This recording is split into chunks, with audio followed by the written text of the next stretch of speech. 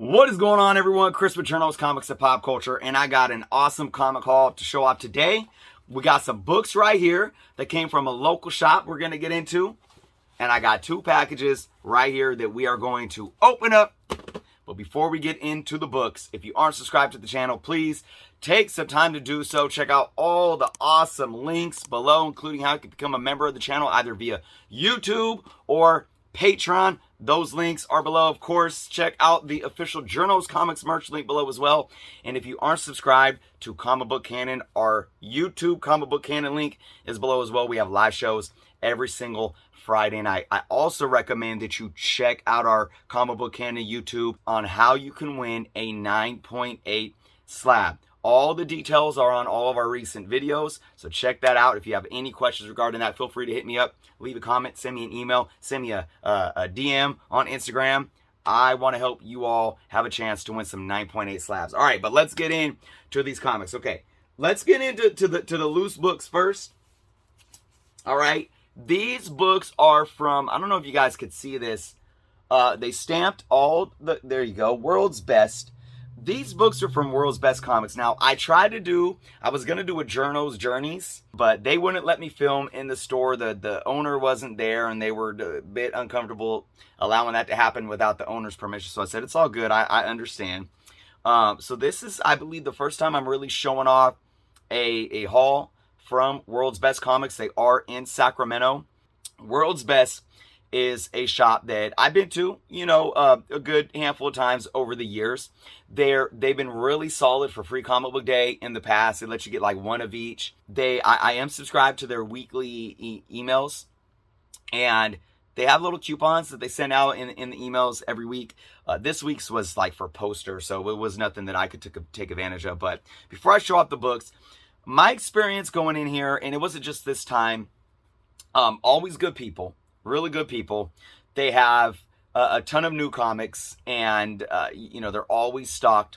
I was able to find a couple that I'll show off here that I've been looking for. Back issues, they have a good, solid stash of back issues, especially out on the floor. Really cool store, by the way. When you go, I wish I could have done a Journos Journeys. When you go in there, they got toys all over the place. They got toys hanging from the ceiling and whatnot. So, but I've noticed over the years, like their back issues, even, years ago, before, I know we're in a market right now where books are up, like all kind of books are up.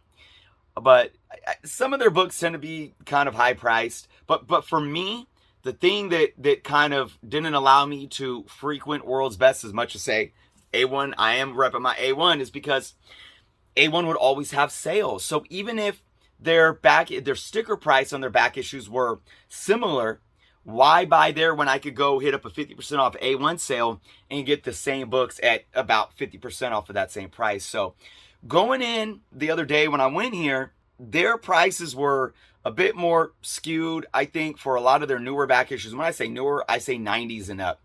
They had a lot of books at like $10, $12, $14 for like 90s run fillers. And I know that the market is up right now, but I was a little turned off by that. I mean, just books that were literally run fillers. I mean, no spec value or anything towards them. And I'm like, nah, now to their credit, a lot of them did say near mint. So, hey, at least they're high grade, but it's just, I'm not personally gonna pay that kind of money. I still have the ability to grab books like that for cheaper if I could. But here's the thing. I went going through their boxes that they had behind the counter where you could find Silver Age and early Bronze Age stuff. They had really awesome prices on these books. And I think with World's Best, this is where you guys can probably really get the bang for your buck, to where if you're looking for maybe older keys or semi-keys or even older run fillers, very, very solid prices. All right, so let's go ahead and show some of these books. So the first one I got right here is a Silver Surfer number 18. I do believe this is the last Silver Surfer Volume 1 book. And again, just the price on this book was very, very solid. It is a nice looking book. I would say at least a very good plus.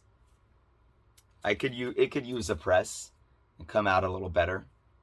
So very happy to find this.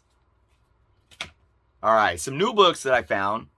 Wonder Girl #1, a variant with the silver foil background, just beautiful. I forget who the artist is on this one, but just absolutely beautiful. My son's picked out a few books, of course, too, but they have my youngest got a Power Rangers book, my oldest got the new Miles and the new Amazing Spider-Man. All right, here we are with Avengers #84. And again, I pulled this out for a really solid price of the bins that were behind the counter. This is really cool, from the collection of Bob Dolphin. No idea what that means, but I'm going to check that out. Awesome. All right, we got an early Thor here. Thor #142 with Super Scroll. This one's a little beat up. They got it as a good plus. It's got huge color breaking crease all the way down here. You can see the price on that one. Not too shabby still, though. $10 for a 12-cent early Thor. All right, then we got some Fantastic Four. This is 126. First, Roy Thomas. Really interesting thing, too, because, you know, it's a cover swipe. And Jeff and I on Comic Book Canon were talking about how Roy Thomas is very, has kind of a Kirby style. And it's funny that his first cover is a Kirby swap. This is actually retelling the origin of Fantastic Four. Really nice looking book. Very nice, very nice. All right, what else we got? Oh, yeah, I was very happy to find this. Many Deaths of Layla Starr #2. Because I read the first one. I was like, I'm really into this. So I can't wait to read this. It's another new comic I picked up. And they do have some dollar bins. Not too much in there. Dollar bin stuff. Not too much in there. But I did find this. New Warriors #33. Early 90s newsstand. And then I found this for $2. Firestar #3. So, again, you know, like, look, this is what I always say before we get into these packages. I just want to say, World's Best is a great shop. Great shop. Like I said, I think good people. You can definitely find some deals there. When it comes to the back issues, though, this is what I always say about comic shops in general. There's never been a comic shop that I've been to that I haven't seen something that I feel is a bit overpriced. You know, and you gotta learn how to navigate through a shop. You know, there's a lot of shops out there where, yeah, maybe you can look at a few things and be like, that's a bit too much for me. But then there's other things that you can find like this is a steal of a deal. And I think with World's Best, that's what happened there. And you guys, you know, I like to support all my shops. Again, big shout out to A1 Comics. A1's link information is below to their IG and their website. For those that don't know, I like to support anybody locally that is doing their thing. We got to support our local comic book shops, most of them, as long as they're running an ethical, solid business and they're good people, man. I will do my best to show support on my channel. So big shout out to World's Best. Got some good grabs. All right, let's go ahead and get into these packages with our buddy Red Deadly Knife. All right, painter's tape. Not only is there's painter's tape, but there's instructions. Pull. Look at this. I like this person. Pull. You guys know me and my painter's tape. Actually, I'm going to cut this painter's tape right here. Ooh, a nasty old polyethylene bag. Oh, yes. This was actually from Facebook Marketplace. All right, guys. This is look at this. Look at this.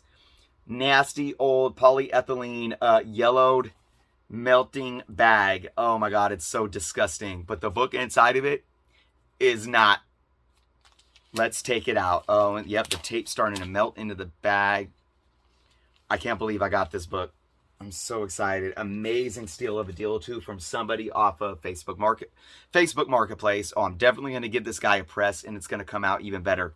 Wow. I don't remember his name, but the seller on Facebook Marketplace has sold me this. Thank you so much. Steal of a deal. I got this for definitely under fair market value. And it was his asking price. I didn't barter or anything. But without further ado, let's just show it off, guys. Here we go. You ready? Oh my God. All right. Tales of Suspense 65. The first Silver Age appearance of this guy right here. Red Skull. Look at that.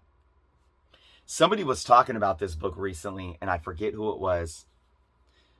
But once they talked about it, I was like, I gotta be on the lookout for that. Look at this book. It's got some finger crinkling that can get pressed out, but overall, I mean, this is a very good, fine looking book. You know, I say if we were to press this, it's got a couple of color breaks down at the bottom. Yeah, I'd say very good plus to VG fine, about a 4.5 to 5.0. You know, and I'm thinking about with the press, you know, if I press this out and get some of these crinkles out like that, right, that's stress right there. It does have some minor, I mean, there's color breaking creases going like that, but you can't see them, which is nice. I mean, you can't, they're not as predominant. You can't see them there, but they're kind of mild. You know, you got some rounding of the edges and definitely some wear and color breaking ticks along the spine. But I would say, you know, if I could press this up, get anywhere from a 4.5 to 5.0 for this, that's a solid. That is a solid, especially for what I paid. Very happy. Tales of Suspense now. It's probably one, who knows, I'll probably never own it all, but being that I have a complete Captain America run, which continue Tales of Suspense, it's always good to fill holes. But this is, look, this is, to me, a sleeper book that people aren't really paying as much attention to, just because when it comes to the character Red Skull, we don't have that MCU hype around it. You know, Red Skull did his thing 10 years ago, kind of disappeared. Of course, we saw him again in Endgame, but I do believe the MCU is going to bring back the character to some degree. At least that's what I would hope, somewhere down the line, because, you know, he's a character that can definitely be utilized some more. But this is just one of those books, long term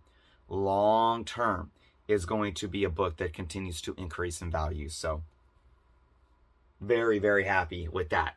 Yes. Being very careful with it here. I can't wait to get in the press. I might get into the press today. All right, guys. We got one more box to open up here. I don't know what this is off the top of my head.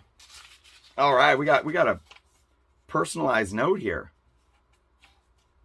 Oh, that's awesome. Chris, thank you for the order. I'm just a few hours away in downtown Berkeley, where I have an office full of vintage comics. If you're looking for anything else, let me know. My contact information is below. I also do appointments in my office with collectors if you want to come down and browse. Just add in an original owner Marvel collection, 1965 to 1974. Wow. That's awesome, man. Really cool, Mark. Thank you, Mark. All right, I do believe this was an eBay buy. Yep.